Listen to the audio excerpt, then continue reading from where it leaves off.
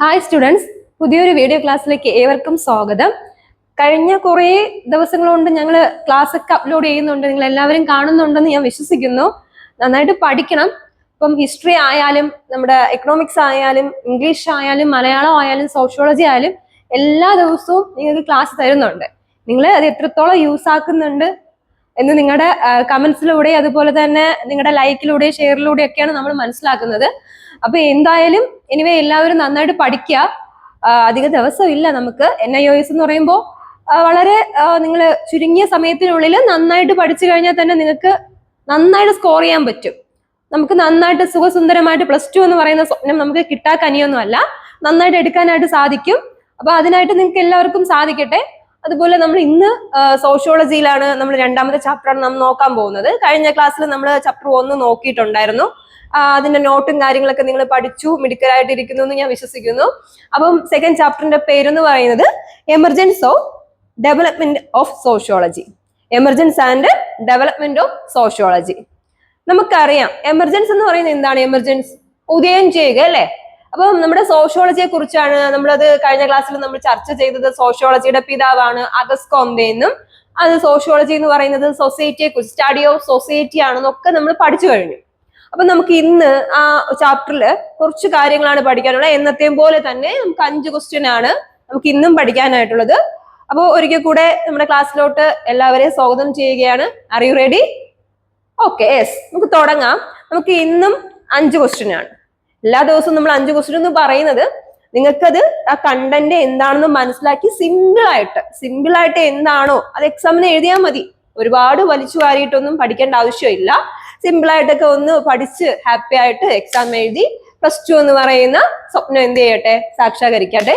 അപ്പൊ നമുക്ക് ഒന്നാമത്തെ ക്വസ്റ്റ്യൻ എന്ന് പറയുന്നത് വാസ്തവിക സിദ്ധാന്തം, അതുപോലെ തന്നെ 2 അഗസ്റ്റ് കോംതെയുടെ തിയറീസ്, 3 വന്നിട്ട് എമിലി ഡർക്കിം അദ്ദേഹത്തിന്റെ കോൺട്രിബ്യൂഷൻസ്, 4 മാക്സ് മുള്ളർ, അതുപോലെ 5 അഗസ്റ്റ് കോംതെ. നമുക്കറിയാം ലാസ്റ്റ് നമ്മൾ ഏറ്റവും കൂടുതൽ പരിചയപ്പെട്ട ഒരാളാണ് അല്ലെ. സോഷ്യോളജി പഠിക്കുമ്പോൾ നമുക്ക് അഗസ്റ്റ് കോംതെ ഒരിക്കലും മറക്കാൻ കഴിയില്ല. അദ്ദേഹത്തെ കുറിച്ച് പഠിച്ചേ പറ്റൂ. അപ്പൊ എങ്ങനെ 5 ക്വസ്റ്റ്യൻ ആണ് നമുക്ക് ഇന്നും നോക്കാനായിട്ട് ഉള്ളത്. അപ്പൊ നമുക്ക് തുടങ്ങാം, സ്റ്റാർട്ട് ചെയ്യാം. ഒന്നാമത്തത് വാസ്തവിക സിദ്ധാന്തം. പേരിൽ തന്നെയുണ്ട് വാസ്തവിക. നീ പറയുന്നത് വാസ്തവമാണോ? നീ പറയുന്നത് കള്ളമാണോ? അതിന്റെ അർത്ഥം എന്താണ്? വാസ്തവിക സിദ്ധാന്തം, വാസ്തവം എന്ന് പറയുമ്പോൾ തന്നെ അതിലുണ്ട് സത്യം, ട്രൂത്ത് അല്ലെ. വാസ്തവിക സിദ്ധാന്തത്തിന്റെ ഇംഗ്ലീഷ് എന്ന് പറയുന്നത് പോസിറ്റിവിസം എന്നാണ്. പോസിറ്റിവിസം എന്താണ്? പോസിറ്റിവിസം എന്താണ്? സമൂഹം എങ്ങനെ പ്രവർത്തിക്കുന്നു എന്നതിന്റെ യഥാർത്ഥ സ്വഭാവം വെളിപ്പെടുത്തുന്നതിനെയാണ് വാസ്തവിക സിദ്ധാന്തം എന്ന് പറയുന്നത്. സമൂഹം എങ്ങനെയാണ് പ്രവർത്തിക്കുന്നതിന്റെ യഥാർത്ഥ സ്വഭാവം. ഇവിടെ നമുക്ക് എടുത്തു പറയാനുള്ള അല്ലെങ്കിൽ അണ്ടർലൈൻ ചെയ്ത് പഠിക്കാനുള്ള ഒരു വേർഡാണ് യഥാർത്ഥം, അല്ലെങ്കിൽ യാഥാർത്ഥ്യം, അല്ലെങ്കിൽ യഥാർത്ഥ സംഭവം അല്ലെങ്കിൽ യഥാർത്ഥമായിട്ടുള്ള ആ ഒരു വസ്തുതയെ കുറിച്ച് പഠിക്കുന്ന ശാഖയാണ് എന്ന് വിളിക്കുന്നത് വാസ്തവിക സിദ്ധാന്തം എന്ന് വിളിക്കുന്നത്. അപ്പൊ ഒന്നുകൂടെ, സമൂഹം എങ്ങനെ പ്രവർത്തിക്കുന്നു എന്നതിന്റെ യഥാർത്ഥ സ്വഭാവം വെളിപ്പെടുത്തുന്നതിന് പരീക്ഷണങ്ങളും നിരീക്ഷണങ്ങളും ഉപയോഗിക്കുന്ന ആ ഒരു മേഖലയാണ് വാസ്തവിക സിദ്ധാന്തം, അല്ല എങ്കിൽ പോസിറ്റിവിസം എന്ന് വിളിക്കുന്നത്. അപ്പൊ ഒരിക്കൽ കൂടെ ശ്രദ്ധിച്ചു കേൾക്കുക. എന്താണ് വാസ്തവിക സിദ്ധാന്തം അല്ലെങ്കിൽ പോസിറ്റിവിസം എന്ന് പറയുന്നത്? സമൂഹം എങ്ങനെ പ്രവർത്തിക്കുന്നു എന്നതിന്റെ യഥാർത്ഥ സ്വഭാവം, യഥാർത്ഥം, അവിടെ മറയോ കള്ളമോ ഒന്നുമില്ല അല്ലെ. എന്നാണ് അവിടെ കൊടുക്കുന്നത്? യഥാർത്ഥ സ്വഭാവമാണ് അല്ലെ. യഥാർത്ഥ സ്വഭാവം വെളിപ്പെടുത്തുന്നതിനെയാണ് എന്നെന്ന് വിളിക്കുന്നത് വാസ്തവിക സിദ്ധാന്തം എന്ന് വിളിക്കുന്നത്. അപ്പോ ഇവിടെ തന്നെ പറയുന്നുണ്ട് ഈ ഒരു പദം എന്ന് പറയുമ്പോൾ നമുക്കറിയാം സമൂഹത്തെ കുറിച്ചുള്ള പഠനവുമായി ബന്ധപ്പെട്ടതാണ്. അതുപോലെ സമൂഹത്തെ കുറിച്ചുള്ള കാര്യങ്ങളുമായിട്ട് ഒരു വലിയൊരു കോർഡിനേഷൻ അതിനുണ്ട്. അപ്പൊ ഇത്രയാണ് ഒന്നാമത്തെ ക്വസ്റ്റ്യൻ. സിമ്പിൾ ആണ്, ഒരു 2 മാർക്കിനുള്ള ഒരു ക്വസ്റ്റ്യൻ മാത്രമാണ്. അപ്പൊ നമുക്ക് നോക്കാം എന്താണ് വാസ്തവിക സിദ്ധാന്തം എന്ന് പറയുന്നത്. സമൂഹം എങ്ങനെ പ്രവർത്തിക്കുന്നു, എന്റെ കൂടെ പറഞ്ഞാൽ മതി, അപ്പൊ നിങ്ങൾക്ക് അത് കിട്ടും. എന്റെ കൂടെ റിപ്പീറ്റ് ചെയ്ത് നിങ്ങൾ തന്നെ പഠിക്കുക. അപ്പൊ ഓക്കെ ആയിട്ട് അത് ഈസി ആയിട്ട് നമുക്ക് മനസ്സിലങ്ങ് കിടക്കാം. എന്താണ് സമൂഹം എങ്ങനെ പ്രവർത്തിക്കുന്നു എന്നതിന്റെ യഥാർത്ഥ സ്വഭാവം വെളിപ്പെടുത്തുന്ന ആ രീതിയെയാണ്, അതിൽ പരീക്ഷണങ്ങൾ ഉണ്ടാകാം, നിരീക്ഷണങ്ങളും ഉണ്ടാകാം, അതിനെയാണ് വാസ്തവിക സിദ്ധാന്തം എന്ന് വിളിക്കുന്നത്. സമൂഹം എങ്ങനെ പ്രവർത്തിക്കുന്നു എന്നതിന്റെ യഥാർത്ഥ സ്വഭാവം വെളിപ്പെടുത്തുന്നതിനെയാണ് വാസ്തവിക സിദ്ധാന്തം അല്ലെങ്കിൽ പോസിറ്റിവിസം എന്ന് വിളിക്കുന്നത്. ഇതാണ് ഒന്നാമത്തെ ക്വസ്റ്റ്യൻ. മനസ്സിലായി കാണുമെന്ന് വിശ്വസിക്കുന്നു. രണ്ടാമത്തെ ക്വസ്റ്റ്യൻ എന്ന് പറയുന്നത് അഗസ്റ്റ് കോംതെയുടെ തിയറീസ് ആണ്. നമുക്കറിയാം അഗസ്റ്റ് കോംതെ സോഷ്യോളജിയുടെ പിതാവ് അല്ലെ. അഗസ്റ്റ് കോംതെക്ക് 3 തിയറീസ് ഉണ്ട്. എത്ര തിയറീസ് ആണുള്ളത്? 3 തിയറീസ് ഉണ്ട്. ഏതൊക്കെയാണ്? അദ്ദേഹത്തിന്റെ തിയറീസിനെ നമുക്ക് 3 ആയിട്ട് തിരിക്കാം. 1, 2, 3. ഏതൊക്കെയാണ്? നിങ്ങൾക്ക് അറിയാം. തിയോളജിക്കൽ തിയറീസ് എന്നും അതുപോലെ തന്നെ മെറ്റാഫിസിക്കൽ അല്ലെങ്കിൽ മെറ്റാഫിസിക്കൽ തിയറീസ് എന്നും പോസിറ്റിവിസം എന്നും നമുക്ക് എന്ത് ചെയ്യാം? തിരിക്കാം. അപ്പോ തിയോളജിക്കൽ, പിന്നെന്താണ്? മെറ്റാഫിസിക്കൽ,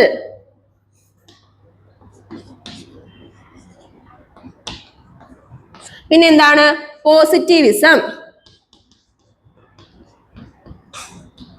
ഇതാരുടെ തിയറീസ് ആണ്? നോട്ട് പ്രിപ്പയർ ചെയ്യുന്നവര് ലെക്ചർ നോട്ടായിട്ട് ഇതൊക്കെ എന്ത് ചെയ്യുക? ഇതുപോലെ വരച്ച് പഠിച്ച് എഴുതുക. അപ്പൊ എന്താണ്? അഗസ്റ്റ് കോംതെയുടെ തിയറീസിനെ എത്ര എഴുതിയിരിക്കുന്നുണ്ട്? യെസ്, 3 ആയിട്ട് തിരിക്കുന്നുണ്ട്. തിയോളജിക്കൽ തിയറീസ് എന്നും മെറ്റാഫിസിക്കൽ തിയറീസ് എന്നും പോസിറ്റിവിസം എന്നും അല്ലെ.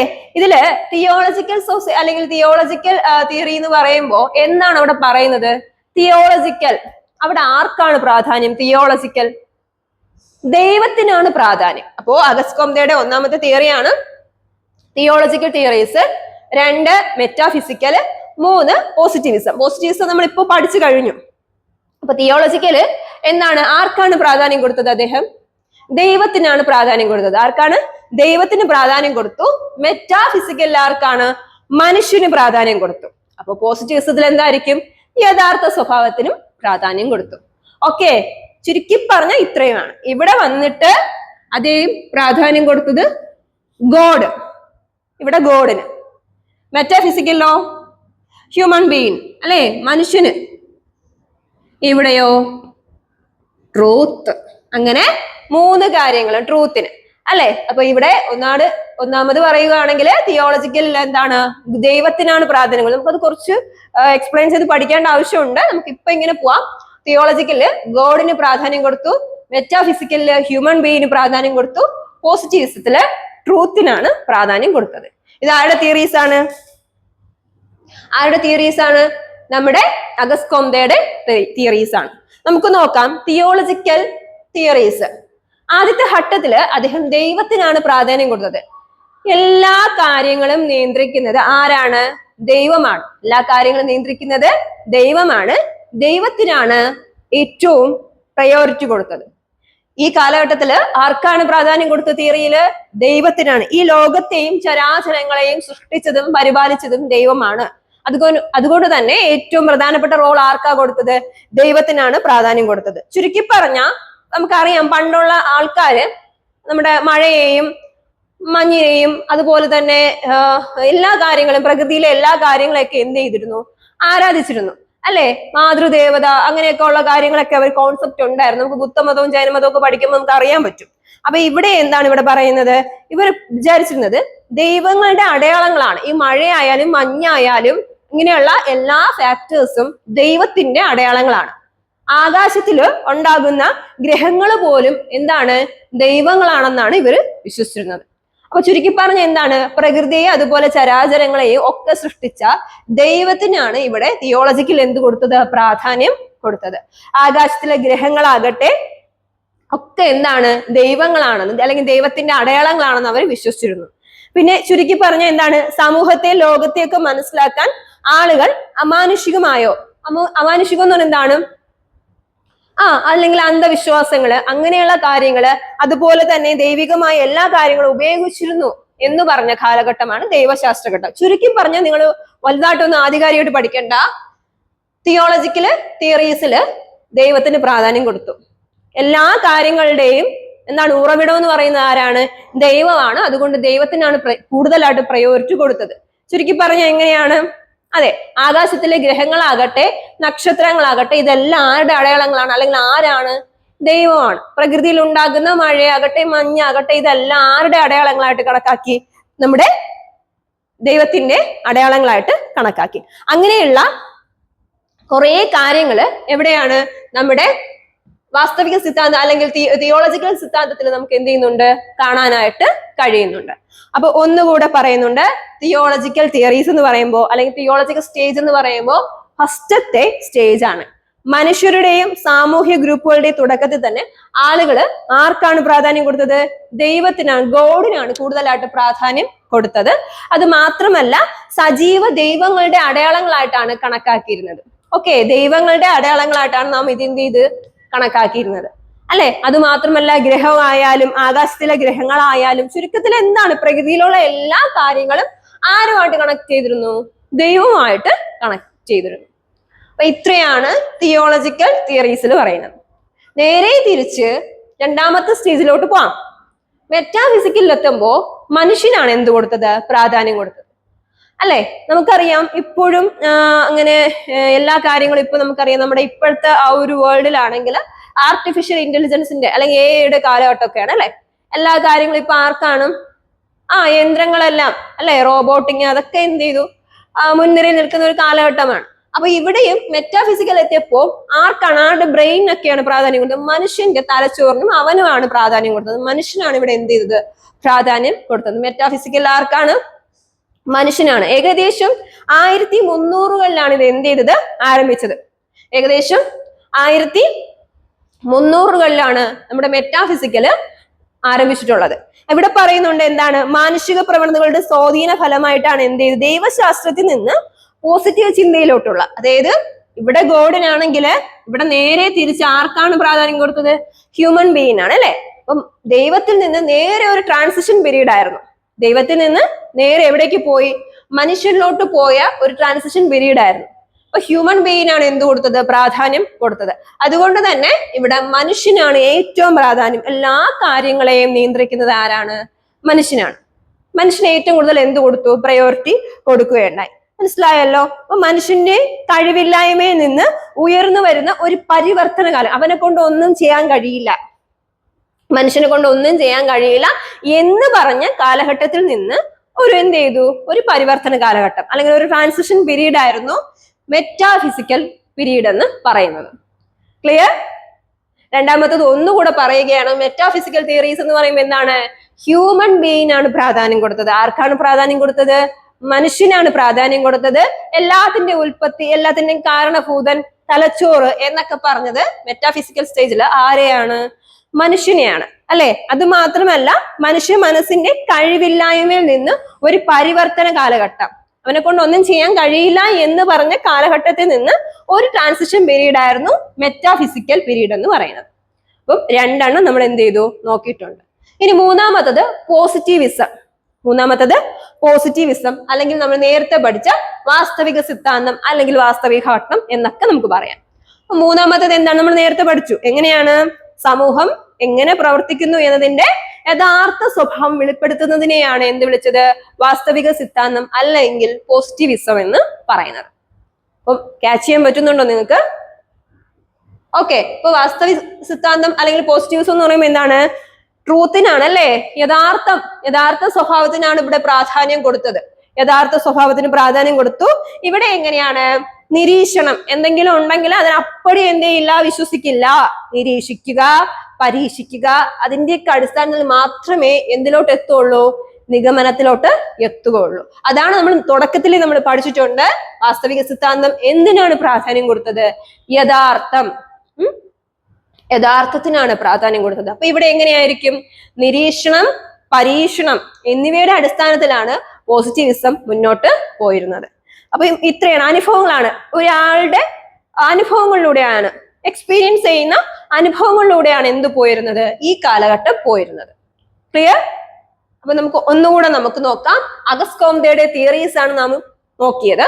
ഒന്നാമത്തേത് തിയോളജിക്കൽ തിയറീസ്, രണ്ടാമത്തത് മെറ്റാഫിസിക്കൽ, മൂന്നാമത്തത് പോസിറ്റീവിസം. ക്ലിയർ? തിയോളജിക്കൽ ആണെങ്കിൽ ഗോഡിനാണ്, പ്രകൃതിയിലെ എന്താണ് എല്ലാം നിയന്ത്രിക്കുന്ന ദൈവമാണ്. ആകാശത്തിലെ ഗ്രഹങ്ങൾ പോലും എന്താണ്? ദൈവങ്ങളാണെന്ന് വിശ്വസിച്ചു. നമുക്കറിയാം മഴ, മഞ്ഞ് ഇതിനൊക്കെ എന്തിനാ ആരാധിച്ചിരുന്ന ഒരു കാലഘട്ടം നമുക്കുണ്ടായിരുന്നു. അതാണ് തിയോളജിക്കൽ തിയറീസ് എന്ന് പറയുന്നത്. എന്നാൽ നേരെ ഒരു ട്രാൻസിഷൻ പീരീഡ് ആയിരുന്നു, പരിവർത്തന ഘട്ടമായിരുന്നു മെറ്റാഫിസിക്കൽ എന്ന് പറയുമ്പോൾ. അവിടെ ഹ്യൂമൻ ബീയിങ് ആണ് പ്രാധാന്യം കൊടുത്തത്. മനുഷ്യന്റെ കഴിവില്ല എന്ന് പറഞ്ഞവനെ തള്ളി വെച്ചിരുന്നു. അവിടെ നിന്ന് ഒരു പരിവർത്തന കാലഘട്ടം ഉണ്ടായ പീരീഡാണ് മെറ്റാഫിസിക്കൽ പീരീഡ് എന്ന് പറയുന്നത്.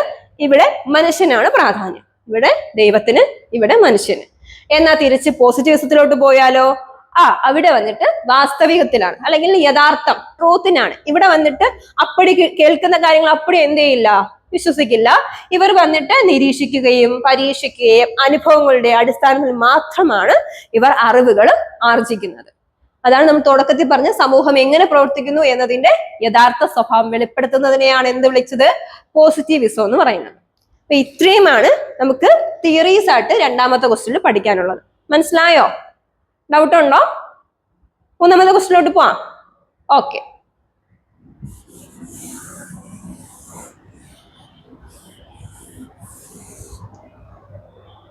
മൂന്നാമത്തെ ക്വസ്റ്റ്യൻ എന്താണ്?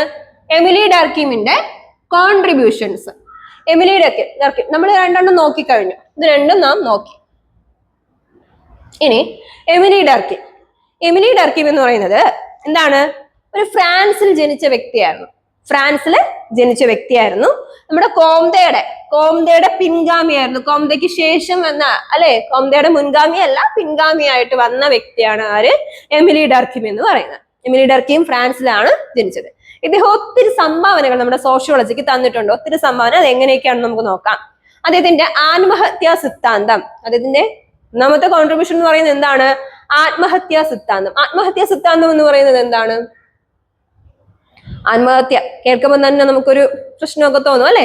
അതിലെന്ത് സിദ്ധാന്തമാണ് ടീച്ചറെ എന്നൊക്കെയാണ് നിങ്ങളുടെ മനസ്സിൽ ഇങ്ങനെ ഓടിപ്പോയിക്കൊണ്ടിരിക്കുന്നത്. ആത്മഹത്യ സിദ്ധാന്തം എന്ന് പറയുമ്പോൾ എന്താണ്? പല കാര്യങ്ങൾ കൊണ്ട് നമുക്ക് എന്ത് ചെയ്യാം, ആത്മഹത്യയിലോട്ട് പോവാം, അല്ലെ? അത് പോസിറ്റീവ് ആകാം, നെഗറ്റീവ് ആകാം. അപ്പൊ പോസിറ്റീവ് സൂയിസൈഡും ഉണ്ട്, നെഗറ്റീവ് സൂയിസൈഡും ഉണ്ട്. ഓക്കെ, നമുക്ക് അടുത്തതിലോട്ട് വരാം.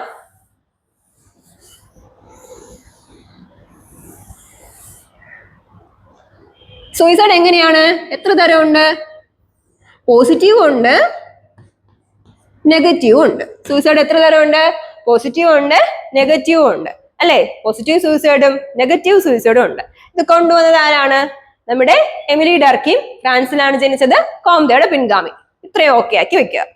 ഇപ്പൊ ആത്മഹത്യ എന്ന് പറയുന്നത് വ്യക്തിഗത എന്ന് പറഞ്ഞാൽ എന്താണ്? നമ്മുടെ ഇൻഡിവിജ്വൽ പേഴ്സണാലിറ്റിയിൽ മാത്രമല്ല സംഭവിക്കുന്നത്, പല ഘടകങ്ങൾ കൊണ്ട് നമുക്ക് സംഭവിക്കാം, അല്ലെ? ഇപ്പൊ എന്റെ പേഴ്സണൽ ആയിട്ടുള്ള ഒരു പ്രശ്നം കൊണ്ട് മാത്രം ആത്മഹത്യയിലോട്ട് ഞാൻ പോകുമോ?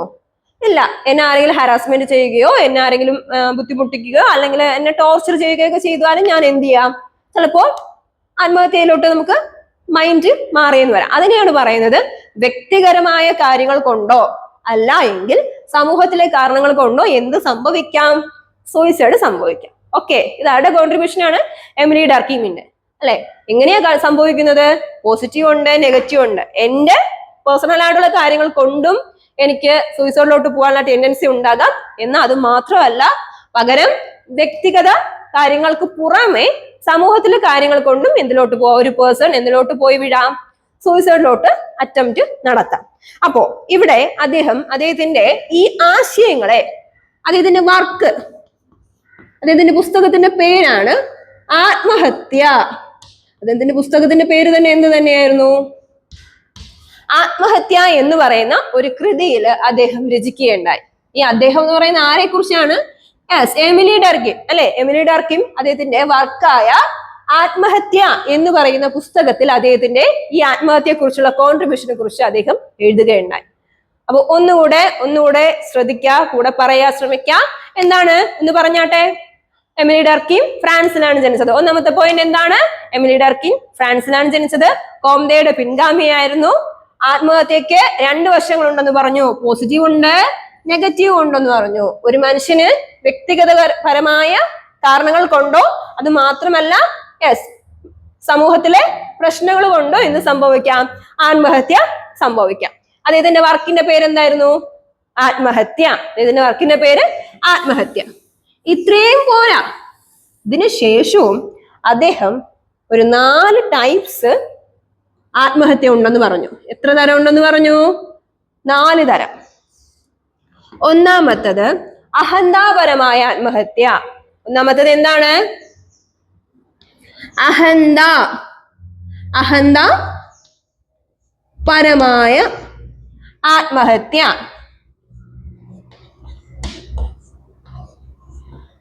മനസ്സിലാവുന്നുണ്ടോ? രണ്ടാമത്തത് പരോപകരമായ ആത്മഹത്യ.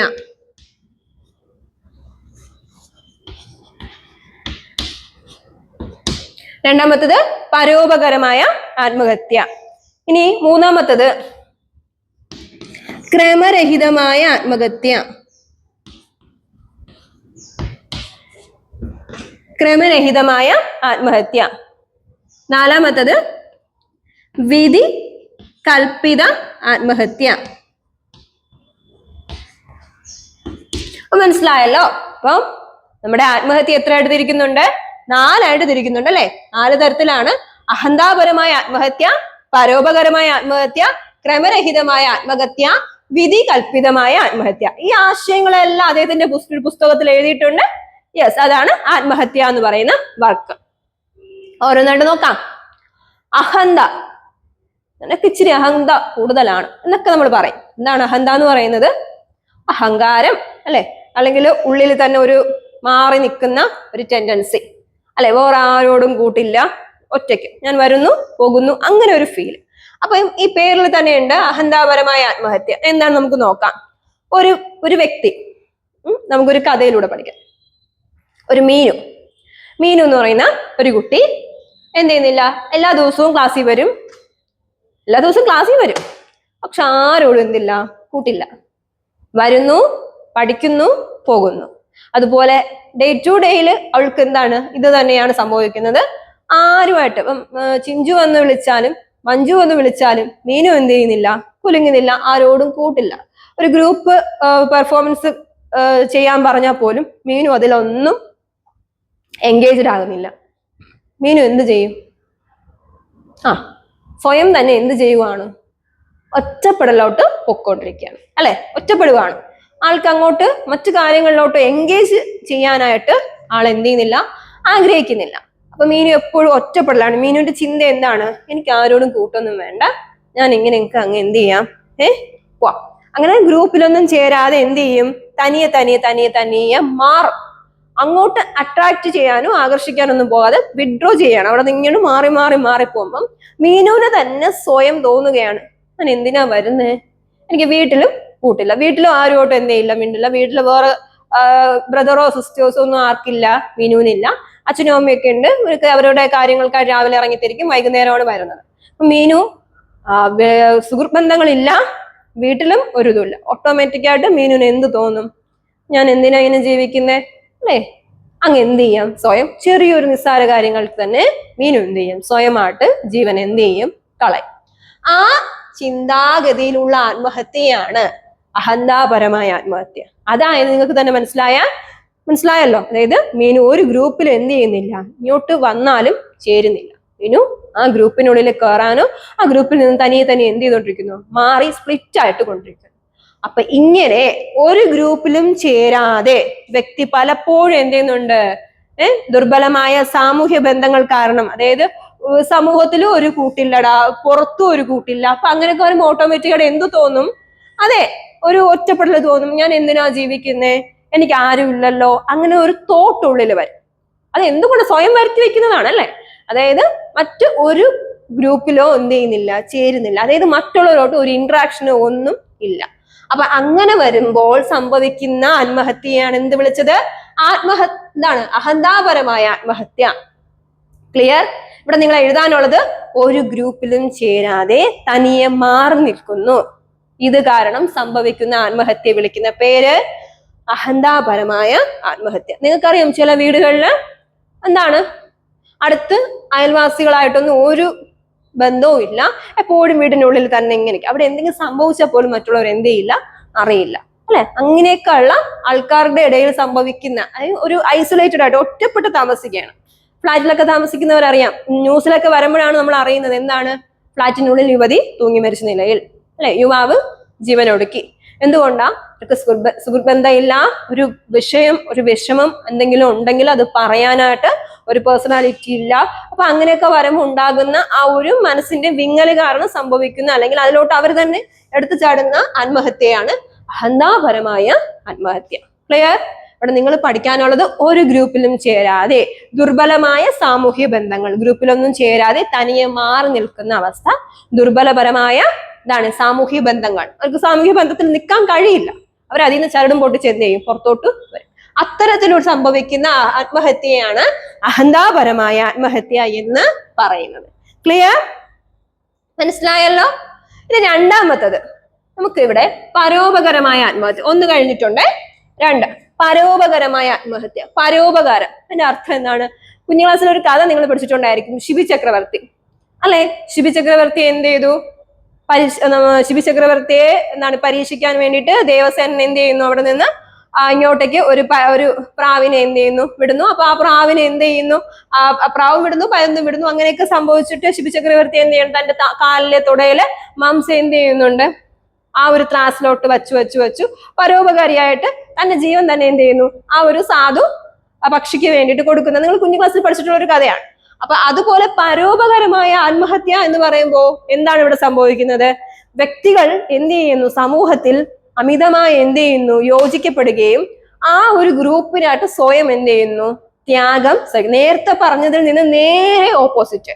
ഇവിടെ ആരുമായിട്ട് കൂട്ടില്ല, ഇവിടെ എന്താണ്, എല്ലാവർക്കും വേണ്ടിയിട്ട് സ്വയം ജീവിതം എന്ത് ചെയ്യുന്നു, വിടുന്ന അവസ്ഥ. ഇവിടെ നമുക്കിവിടെ പറയാൻ പറ്റുന്ന ഒരേ ഒരു പേരെന്നല്ല, ഏറ്റവും ഫസ്റ്റ് നമ്മൾ പ്രയോറിറ്റി കൊടുക്കുന്നത് നമ്മുടെ ആർക്കാണ്? ആർമി ഓഫീസേഴ്സ് അല്ലെ, നമ്മുടെ സൈനികർ അല്ലെ? ഇവിടെ സൈനികർ അങ്ങനെയല്ലേ, നമുക്ക് വേണ്ടിയിട്ട് അവർ എന്ത് ചെയ്യാണ്, ജീവൻ ഹോമിക്കുകയാണ് അല്ലെ? നമുക്ക് വേണ്ടിയിട്ട് അവര് അതിർത്തിയിൽ അവരുടെ ജീവൻ തന്നെ എന്ത് ചെയ്യുന്നു, ഹോമിക്കുന്നു. അപ്പൊ അവരെന്താണ്, മറ്റുള്ളവർ നന്നായിരിക്കണം, തന്റെ ജീവൻ പോയാലും പ്രശ്നമല്ല, നാടും സമൂഹവും നന്നായിട്ടിരിക്കണം എന്ന് വിചാരിച്ചിട്ട് അവർ എന്തിലോട്ട് പോവുകയാണ്? സ്വന്തമായിട്ട്. ആർമിയിൽ പോകുന്നവർക്ക് ഗ്യാരണ്ടി ഇല്ല അല്ലെ, അവരുടെ ജീവൻ എപ്പോ വേണോ എന്ത് ചെയ്യാം, പ്രശ്നങ്ങളിലോട്ട് പോവാം, അല്ലെങ്കിൽ മരണത്തിലോട്ട് പോവാം, അല്ലെങ്കിൽ അംഗവൈകല്യം സംഭവിക്കാം, എന്തോ വേണോ സംഭവിക്കാം. അപ്പൊ എങ്കിൽ പോലും അവരെന്താ, അത് അറിഞ്ഞിട്ടാണ്, ഇത് അക്സെപ്റ്റ് ചെയ്തിട്ടാണ് അവർ പോകുന്നത്. അങ്ങനെയുള്ള ആത്മഹത്യ, അങ്ങനെയുള്ള മരണങ്ങളെയാണ് എന്ത് വിളിക്കുന്നത്? പരോപകരമായ ആത്മഹത്യ എന്ന് വിളിക്കുന്നത്. പരോപകാരിയാണ് അല്ലെ? പരോപകാരി എന്ന് പറഞ്ഞാൽ എന്താണ്? സ്വയം ജീവൻ ത്യജിക്കുന്ന അവസ്ഥ. സ്വയം അറിഞ്ഞു വെച്ചു സ്വയം എന്ത് ചെയ്യുന്നു, മറ്റുള്ളവർക്ക് വേണ്ടിയിട്ട് ജീവൻ ത്യജിക്കുന്ന അവസ്ഥ. അതായത് നമ്മുടെ ആർമി ഓഫീസേഴ്സ് അല്ലെ, സൈനികർ അല്ലെ, ഗ്രൂപ്പിനായിട്ട് സ്വയം എന്ത് ചെയ്യുന്നുണ്ട്, ത്യാഗം ചെയ്യാൻ നിർബന്ധിതരാകുകയാണ്. ത്യാഗം ചെയ്യാനായിട്ട് നിർബന്ധിതമാകുന്ന അവസ്ഥയാണ് പരോപകാരമായ ആത്മഹത്യ എന്ന് പറയുന്നത്. ക്ലിയർ? മനസ്സിലായല്ലോ? സ്വയം എന്ത് ചെയ്യുന്നുണ്ട്, നാടിനും വീട്ടുകാർക്കും വേണ്ടിയിട്ട് സ്വയം ജീവൻ എന്ത് ചെയ്യും, ത്യജിക്കുന്ന അവസ്ഥ. മൂന്നാമത്തത് ക്രമരഹിതമായ ആത്മഹത്യ. ക്രമരഹിതമായ ആത്മഹത്യ എന്ന് പറയുന്നത് എന്താണ്? ഈ ക്രമരഹിതമായ ആത്മഹത്യക്ക് വേറൊരു പേരൂടെ ഉണ്ട്, അനോമിക് എന്നുകൂടെ പറയുന്നുണ്ട്. അനോമിക് സൂയിസൈഡ് എന്ന് പറയുന്നത് എന്താണ്? ക്രമരഹിതമായി, അതായത് ബിസിനസിന്റെ തകർച്ച കൊണ്ടോ സാമ്പത്തികമായ ഭദ്രത ഇല്ലാതെ വരുമ്പോൾ ആൾക്കാർ എന്ത് ചെയ്യുന്നുണ്ട്, നമുക്കറിയാം, നമ്മുടെ സ്വാഭാവികമായിട്ട് നമ്മുടെ ചുറ്റുപാട് നടക്കുന്ന കാര്യങ്ങൾ തന്നെയാണ്. കടക്കണി മൂലമോ അല്ലെങ്കിൽ പട്ടിണി കൊണ്ടോ അല്ലെങ്കിൽ എന്താണ്, എടുത്ത വായ്പ തിരിച്ചടയ്ക്കാൻ പറ്റാതെ വരുമ്പോൾ ബാങ്കിൽ നിന്ന് ജപ്തി നോട്ടീസ് വരുന്നു. അതിന്റെ ഫലമായിട്ടൊക്കെ എന്ത് ചെയ്യുന്നു, ജീവിതം ഹോമിക്കുന്ന അവസ്ഥയാണ് ക്രമരഹിതമായ ആത്മഹത്യ എന്ന് പറയുന്നത്. ഓക്കെ, അതായത് ബിസിനസ് തകർച്ചയോ ബാങ്കിലെ കടം പെരുകിയത് മൂലമോ അല്ലെ, സാമൂഹ്യ മാനദണ്ഡങ്ങളുടെ തകർച്ചയുമായി ബന്ധപ്പെട്ടിരിക്കുന്നു. സാമ്പത്തിക കുതിച്ചുചാട്ടം അല്ലെങ്കിൽ തകർച്ച പോലെയുള്ള ഇങ്ങനെയുള്ള കാലങ്ങളുടെ അടിസ്ഥാനത്തിൽ ഉണ്ടാകുന്ന ആത്മഹത്യയാണ് എന്ന് വിളിക്കുന്നത് ക്രമരഹിതമായ ആത്മഹത്യ എന്ന് പറയുന്നത്. സാമ്പത്തിക നേട്ടങ്ങൾക്ക് നിയന്ത്രണങ്ങൾ ഇല്ലാതെയാൽ ആളുകൾ എന്ത് ചെയ്യും, സൂയിസൈഡ് കാണിച്ച് തുടങ്ങും. അവർക്ക് ഒത്തിരി സമ്പാദ്യം ഉണ്ടെങ്കിലും പ്രശ്നമാണ് അല്ലെ, എങ്കിൽ അവിടെ എന്ത് കാണത്തില്ല, സമാധാനം കാണത്തില്ല അല്ലെ. ഒരുപാട് സ്വത്തുള്ള ആൾക്കാർക്ക് എന്ത് ചെയ്യാൻ പറ്റുന്നില്ല, ഉറങ്ങാൻ പറ്റത്തില്ല അല്ലെ. അതായത് ഇതെല്ലാം കള്ളം കൊണ്ടുപോകുമോ, ലോക്കർ തുറക്കുമോ, അങ്ങനെയൊക്കെ ഉള്ള ടെൻഷൻ. എന്നാൽ ഒന്നുമില്ലാത്തവന്റെ അവസ്ഥ അതുപോലെ തന്നെയാണ്, ഞാൻ ഇനി എങ്ങനെ ജീവിക്കും. അപ്പൊ അങ്ങനെയുള്ള ഒരു ഒരു ട്രാൻസിഷൻ തന്നെയാണ് അവിടെയും. ക്രമരഹിതമായ ആത്മഹത്യയാണ്. അതായത് സാമ്പത്തിക തകർച്ച കൊണ്ടോ സാമ്പത്തികമായ കുതിച്ചുചാട്ടം കൊണ്ടോ ഉണ്ടാകുന്ന പേടിയുടെ ഫലത്തിൽ നിന്നൊക്കെ ഉണ്ടാകുന്ന ആത്മഹത്യയാണ് എന്തെന്ന് വിളിക്കുന്നത്, ക്രമരഹിതമായ ആത്മഹത്യ. അതായത് ജീവിതത്തില് ബിസിനസ് തകർച്ച മൂലമോ കൂടാതെ വായ്പകൾ എടുത്തിട്ട് അടയ്ക്കാൻ കഴിയാതെയോ സാമ്പത്തികമായ ഭദ്രത ഇല്ലാതിരിക്കുന്ന അവസ്ഥയിലോ ഉണ്ടാകുന്ന സാമ്പത്തികമായ നേട്ടങ്ങൾ നിയന്ത്രണങ്ങൾ ഉള്ളിൽ സംഭവിക്കുന്ന ആത്മഹത്യയാണ് എന്ന് വിളിക്കുന്നത് ക്രമരഹിതമായ ആത്മഹത്യ എന്ന് വിളിക്കുന്നത്. ഇനി നാലാമത്തത് എന്താണ്? വിധികൽപ്പിത അല്ലെങ്കിൽ മാരകമായ ആത്മഹത്യ. വിധികൽപ്പിത അല്ലെങ്കിൽ എന്താന്ന് വിളിക്കുന്നത്? മാരകമായ ആത്മഹത്യ. വേറൊരു പേരൂടെ ഉണ്ട്, മാരകമായ ആത്മഹത്യ. വിധികൽപ്പിതം എന്ന് പറഞ്ഞാൽ എന്താണ്? സമൂഹത്തിൽ ഉണ്ടാകുന്ന നിയന്ത്രണങ്ങൾ, സമൂഹത്തിൽ ഉണ്ടാകുന്ന കർക്കശമായ നിയമങ്ങളാലും സ്വാതന്ത്ര്യമില്ലായ്മയാലും, അതായത് ഒരാളെ എന്ത് ചെയ്യുന്നുണ്ട്? അയാളുടെ ഫ്രീഡത്തെ ചോദ്യം ചെയ്യുകയാണ്, സ്വാതന്ത്ര്യമില്ലാതെ അടച്ചിടുകയാണ്, അല്ലെ? അയാളെ നിയമത്തിന് മുന്നിൽ അടച്ചിടുകയാണ്. അതായത് ജയിലിലൊക്കെ കിടക്കുന്ന ആൾക്കാര് സൂയിസൈഡ് ചെയ്യാനായിട്ട് ആഗ്രഹിക്കുന്നില്ലേ? അതെ, അത് തന്നെയാണ്. അതായത് സ്വാതന്ത്ര്യത്തെ കർക്കശമായ ഒരു നിയമമുണ്ട്. ജയിലിലുള്ള ആൾക്കാർക്ക് എന്ത് ചെയ്യാൻ പറ്റില്ല? പുറത്തു പോകാൻ പറ്റുമോ? ഇല്ല. ലൈഫ് അടിച്ചു പൊളിക്കാൻ പറ്റുമോ? ഇല്ല. അപ്പൊ അങ്ങനെ ഒരു നിയമത്തിന്റെ അടിസ്ഥാനത്തില് ഒരു കർക്കശമായ നിയമമുണ്ട്. ആ നിയമത്തിന്റെ അടിസ്ഥാനത്തിലായിരിക്കുന്ന ആൾക്കാർ നടത്തുന്ന ആത്മഹത്യയാണ് വിധി കൽപ്പിത അല്ലെങ്കിൽ മാരകമായ ആത്മഹത്യ എന്ന് പറയുന്നത്. ക്ലിയർ? അപ്പൊ വിധി കൽപ്പിത ആത്മഹത്യ എന്ന് പറയുന്നത് എന്താണ്? കർക്കശമായ നിയമങ്ങളാലും സ്വാതന്ത്ര്യമില്ലായ്മയാലും, സ്വാതന്ത്ര്യമില്ല, അവർക്ക് സ്വാതന്ത്ര്യമില്ലായാലും വ്യക്തികൾ എന്ത് ചെയ്യുന്നുണ്ട്? ഇവിടെ ഡിപ്രസ്ഡ് ആവുകയാണ്, അല്ലെ? അടിച്ചമർത്തപ്പെടുന്ന ആ ഒരു അവസ്ഥയിൽ നിന്നുണ്ടാകുന്ന, അല്ലെ, അവിടെ ഉണ്ടാകുന്ന ആത്മഹത്യയാണ് വിധി കൽപ്പിത ആത്മഹത്യ അല്ലെങ്കിൽ മാരകമായ ആത്മഹത്യ എന്ന് പറയുന്നത്. ക്ലിയർ? അപ്പൊ നമുക്ക് ഒന്നുകൂടെ നോക്കാം. Emily ഡർക്കിമിന്റെ contribution. 4 തരമാണ് ആത്മഹത്യ. പോസിറ്റീവ് ഉണ്ട്, നെഗറ്റീവ് ഉണ്ട്. അദ്ദേഹം ഫ്രാൻസിലാണ് ജനിച്ചത്. കോംതെയുടെ പിൻഗാമിയായിരുന്നു. ഇത്രയും ഓക്കെ ആണല്ലോ? അദ്ദേഹത്തിന്റെ വർക്കിന്റെ പേര് ആത്മഹത്യ എന്നായിരുന്നു. 4 തരത്തിലുള്ള ആത്മഹത്യകളുണ്ട്. ഒന്നാമത്തത് അഹന്താപരമായ ആത്മഹത്യ, രണ്ടാമത്തത് പരോപകരമായ ആത്മഹത്യ, മൂന്നാമത്തത് ക്രമരഹിതമായ ആത്മഹത്യ, 4 വിധി കൽപ്പിതമായ ആത്മഹത്യ. അഹന്താപരമായ ആത്മഹത്യയിൽ എന്താണ്? ഒരു കുട്ടി, മീനുവിന്റെ കാര്യം പറഞ്ഞു അല്ലെ? ഒരു കുട്ടി എന്ത് ചെയ്യുന്നില്ല? ആരോടും എന്ത് ചെയ്യുന്നില്ല? കൂടുന്നില്ല. അത് കുട്ടിയാകാം, ആൾക്കാരും ആകാം, മുതിർന്നവരാകാം, എനിവേ ആരും ആകാം. പക്ഷെ ഇവിടെ നമുക്ക് എന്താണ്? ഒരു വ്യക്തി മറ്റുള്ളവരുമായിട്ട് കൂട്ടുകൂടാതെ ഗ്രൂപ്പിൽ നിന്ന് സ്വയം വ്യതിചലിച്ച് മാറി നിൽക്കുന്നു. അപ്പോൾ ഉണ്ടാകുന്ന ആത്മഹത്യയാണ് അഹന്താപരമായ ആത്മഹത്യ. പരോപകരമായ ആത്മഹത്യ എന്ന് പറഞ്ഞാൽ തന്റെ ജീവൻ നോക്കാതെ നാടിനോ നാട്ടുകാർക്കോ വേണ്ടിയിട്ട് അല്ലെങ്കിൽ മറ്റുള്ളവർക്ക് വേണ്ടി സ്വയം ജീവൻ ത്യജിക്കുന്ന ആൾക്കാരെ എന്ന് വിളിക്കുന്നു പരോപകരമായ ആത്മഹത്യ. അതിൽ നമ്മൾ എക്സാമ്പിൾ പറഞ്ഞു, ആർമി ഓഫീസേഴ്സ്. ക്രമരഹിതമായ ആത്മഹത്യ എന്താണ്? ബിസിനസിന്റെ തകർച്ച മൂലമോ സാമ്പത്തികമായ കുതിച്ചുചാട്ടം കൊണ്ടോ ഉണ്ടാകുന്ന ആത്മഹത്യയാണ് എന്ന് വിളിക്കുന്നത് ക്രമരഹിതമായ ആത്മഹത്യ. വിധി കൽപ്പിത ആത്മഹത്യ എന്താണ്? വിധി കൽപ്പിത ആത്മഹത്യ അല്ലെ, കർക്കശമായ നിയമങ്ങളാലോ നിയന്ത്രണങ്ങളാലോ ഒരു വ്യക്തി അടിച്ചമർത്തപ്പെടുകയാണെന്ന് അവന് തന്നെ തോന്നുകയാണെങ്കിൽ, അല്ലെങ്കിൽ അവൾക്ക് തന്നെ തോന്നുകയാണെങ്കിൽ അവിടെ ഉടലെടുക്കുന്ന ആത്മഹത്യയെ വിധി കൽപ്പിത ആത്മഹത്യ അല്ലെങ്കിൽ മാരകമായ ആത്മഹത്യ എന്ന് പറയുന്നു. ഓക്കെ, ക്ലിയർ ആവുന്നുണ്ടോ? അടുത്ത ക്വസ്റ്റിലോട്ട് പോവാം. Okay,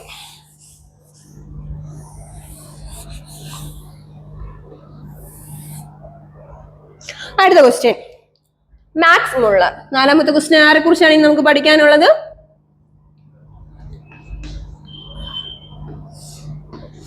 Max Muller.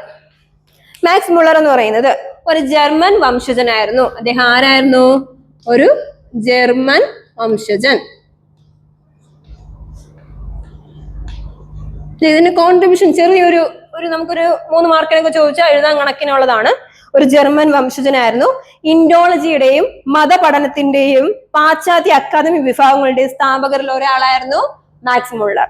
Okay, Indology അല്ലെ? ഇൻഡോളജി എന്ന് പറഞ്ഞാൽ എന്താണ്? ഇന്ത്യയെ കുറിച്ച് പഠിക്കുന്ന മേഖല അല്ലെ? ഇൻഡോളജിയുടെയും മത പഠനത്തിന്റെയും പാശ്ചാത്യ അക്കാദമിക്കിന്റെയൊക്കെ എന്താണ്?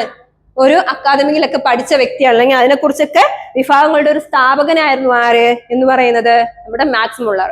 അപ്പൊ ഒന്നുകൂടെ, മാക്സ് മുള്ളർ ജർമ്മൻ വംശജനായിരുന്നു. ഇൻഡോളജിയുടെയും മതപഠനത്തിന്റെയും പാശ്ചാത്യ അക്കാദമി വിഭാഗങ്ങളുടെ സ്ഥാപകരിൽ ഒരാളായിരുന്നു അല്ലെ?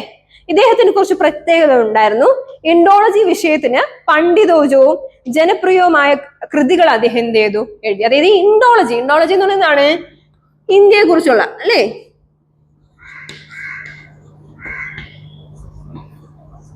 ഇൻഡോളജിയിൽ അദ്ദേഹം എന്ത് ചെയ്തു? ധാരാളം കൃതികള് രചിച്ചു കേട്ടോ. അപ്പോ ഒന്നാമത്തത് ജർമ്മൻ വംശജനായിരുന്നു. രണ്ടാമത്തത് ഇൻഡോളജിയിൽ അദ്ദേഹം എന്ത് ചെയ്തു? കൃതികള് രചിച്ചു. അക്കാദമിയിലൊക്കെ എന്താണ്? ഒരു സ്ഥാപകരിൽ ഒരാളായിരുന്നു നമ്മൾ തുടക്കത്തില് പറഞ്ഞു. പിന്നെ എന്താണ്? ഡാർവിനിയൻ പരിണാമത്തോടെ അല്ലെ? ഡാർവിനിയൻ നമുക്കറിയാം, നമ്മൾ പഠിച്ചിട്ടുണ്ട് ഡാർവിനിയൻ പരിണാമം അല്ലെ, പരിണാമത്തിൽ നമുക്ക് എന്താണ് മൃഗങ്ങളിൽ നിന്നാണ് മനുഷ്യന്റെ ഉൽപ്പത്തി ഉണ്ടായെന്നൊക്കെ അദ്ദേഹം അവകാശപ്പെടുന്നുണ്ട് ബയോളജിയിലൊക്കെ പഠിക്കുമ്പോൾ. അപ്പൊ അത് ആര് അക്സെപ്റ്റ് ചെയ്തില്ല, വിയോജിപ്പാണ് ഉണ്ടായത്. ഡാർവിനിയൻ പരിണാമ സിദ്ധാന്തത്തോടുകൂടി പരിണാമ സിദ്ധാന്തത്തെ അദ്ദേഹം എന്ത് ചെയ്തു, എതിർത്തു. പരിണാമ സിദ്ധാന്തത്തെ എതിർത്തു. ഈ പോയിന്റ് വൈസ് ആയിട്ട് നിങ്ങൾ പഠിച്ചാൽ മതി. മാക്സ് മുള്ളറുടെ കോൺട്രിബ്യൂഷൻ എന്താണ്? ജർമ്മൻ വംശജനായിരുന്നു, ഇൻഡോളജിയിൽ ധാരാളം കൃതികൾ എഴുതി. ഡാർവിനിയന്റെ ഇവിടെ എഴുതണം, ഡാർവിനിയൻ പരിണാമ സിദ്ധാന്തത്തെ അദ്ദേഹം എന്ത് ചെയ്തു, എതിർത്തു. പിന്നെ എന്താണ്, അദ്ദേഹം ആര്യ സംസ്കാരത്തിൽ താല്പര്യം ഉയർത്തി. ആര്യ സംസ്കാരത്തിലാണ് അദ്ദേഹം എന്ത് ചെയ്തത്, വിശ്വസിച്ചിരുന്നത്. ആര്യ സംസ്കാരം ഭയങ്കരമായിട്ട് അദ്ദേഹം എന്ത് ചെയ്തു, സ്വാധീനിച്ചിട്ടുണ്ട്. ആര്യ സംസ്കാരത്തിലാണ് അദ്ദേഹം പ്രാധാന്യം കൊടുത്തത്. പിന്നെ ഇവിടെ പറയുന്നുണ്ട് ടൂറേനിയൻ എന്ന് പറയുന്നത്, അല്ലെങ്കിൽ എന്താണ് ടൂറേനിയൻ എന്ന് പറയുന്ന ഭാഷാ കുടുംബം എന്ന ആശയം അദ്ദേഹം എന്ത് ചെയ്തു, പ്രോത്സാഹിപ്പിച്ചു. അതായത് ഭാഷാ കുടുംബം, എന്താണ് ഭാഷാ കുടുംബത്തിന്റെ പേര്? ടൂറേനിയൻ. ടൂറേനിയൻ എന്ന് പറയുന്ന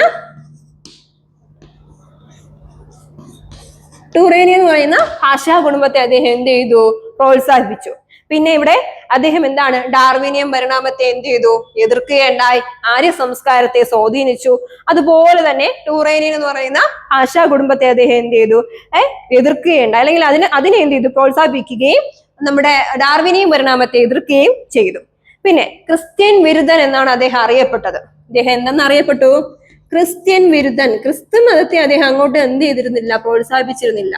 അപ്പൊ ക്രിസ്ത്യൻ വിരുദ്ധൻ എന്നാണ് അദ്ദേഹത്തെ അറിയപ്പെട്ടിരുന്നത്. ക്രിസ്ത്യൻ വിരുദ്ധൻ എന്നാണ് അദ്ദേഹത്തെ അറിയപ്പെട്ടിരുന്നത്. ധാരാളം ബഹുമതികളൊക്കെ അദ്ദേഹത്തെ എന്ത് ചെയ്തു, തേടി വന്നിട്ടുണ്ട്. അപ്പൊ ഇത്രയും മെയിൻ പോയിന്റ് ആണ്. നമുക്കൊന്ന് നോക്കാം. Max Muller. Okay, Max Muller എന്താ പറഞ്ഞത്? നമ്മൾ തുടക്കത്തിൽ എന്താ പറഞ്ഞത്? ഇൻഡോളജിയെ കുറിച്ച്, അല്ലെങ്കിൽ ഇൻഡോളജിയുടെ ഒരുപാട് മതപഠനങ്ങളൊക്കെ എഴുതിയ സ്ഥാപകരിൽ ഒരാളായിരുന്നു മാക്സ് മുള്ളർ. ജർമ്മൻ വംശജനായിരുന്നു. കൂടാതെ ഇൻഡോളജിയിൽ ധാരാളം കൃതികൾ എഴുതുകയുണ്ടായി.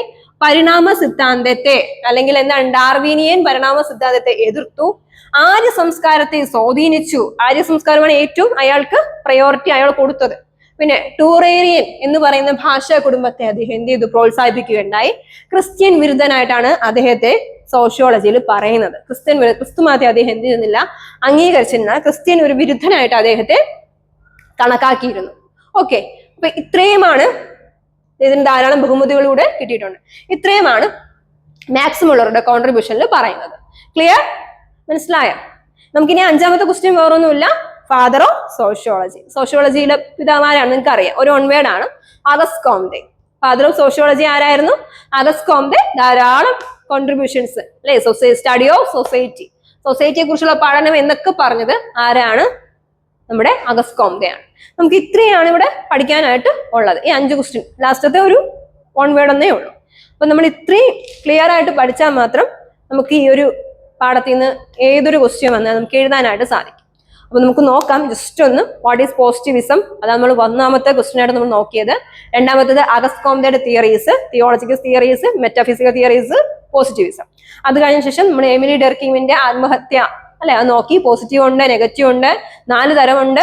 അഹന്താപരമായ ആത്മഹത്യ, പരോപകരമായ ആത്മഹത്യ, മാരകമായ ആത്മഹത്യ, വിധികൽപ്പിത ആത്മഹത്യ, അല്ലെങ്കിൽ ക്രമരഹിതമായ ആത്മഹത്യ. ഇങ്ങനെ 4 അത് കഴിഞ്ഞ ശേഷം മാക്സ് മുള്ളർ, അദ്ദേഹത്തിന്റെ കോൺട്രിബ്യൂഷൻ ആണ് നമ്മൾ ഇവിടെ എഴുതിയിരിക്കുന്നത്.